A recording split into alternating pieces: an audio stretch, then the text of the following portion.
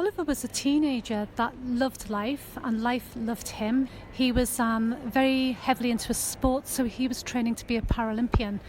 He was ranked third best in the country for his athletics.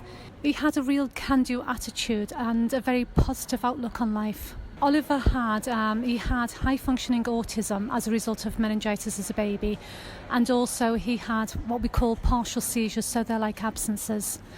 So we brought him to hospital having what we recognised, and his college staff, as absence-type seizures. And Oliver in the ambulance had made it very clear that he was not to be given antipsychotic medications, and he gave very good reasons for that, saying they mess with my brain and they make my eyes go up. And he was reassured that that message would be passed on. I noticed that when Oliver was sitting, doctors were all surrounding him and standing over him. They were all talking at once.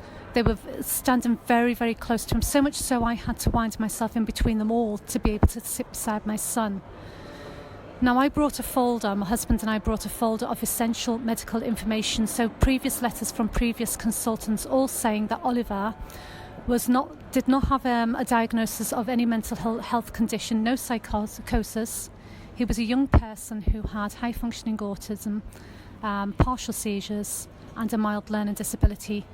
But crucially, they also stated that Oliver was sensitive to antipsychotic medications, and also an environment that was not adapted to his needs would cause him to become highly anxious.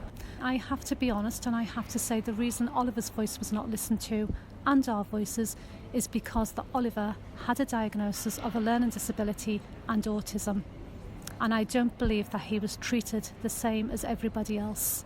But after Oliver's inquest, it became clear to me that the doctors and nurses had no training in understanding autism and learning disability awareness. They did not know, and admitted themselves that they didn't know what reasonable adjustments were. And that was crucial. That's all they had to have done that evening, was to make reasonable adjustments, not to talk at Oliver all at once, but to modify their language, to break it down. All they had to do was reassure Oliver and treat him like a human being, the same as the rest of the population. I have absolutely no doubts whatsoever, if the doctors had have had training in autism and learning disability, they would absolutely have known exactly how to adapt that environment to meet Oliver's need.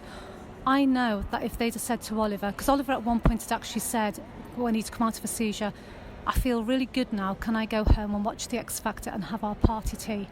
And I know if those doctors had have said to Oliver that night, yes Oliver, you're only here for us to stop that seizure, and you will be able to go home soon, I know that Oliver would have felt reassured, and I just know that Oliver would be alive today.